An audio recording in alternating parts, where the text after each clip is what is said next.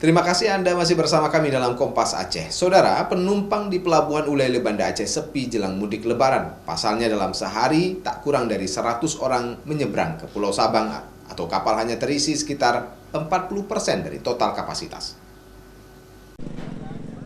Sejak berlakunya PPKM darurat, jumlah penumpang kapal menuju kota Sabang mengalami penurunan. Pasalnya setiap penumpang yang ingin menyeberang wajib menunjukkan sertifikat vaksin atau tes swab antigen sebelum membeli tiket.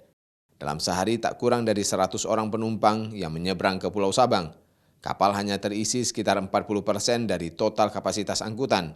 Biasanya 2 hari jelang mudik Lebaran, kapal motor ini dipadati penumpang. Mau pulang kampung nih Bang. Ngapain Bang? Emang asli orang Sabang. Karena mau Lebaranan.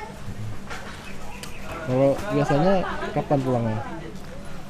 Biasa kalau ada libur kampus ya tuh Bang.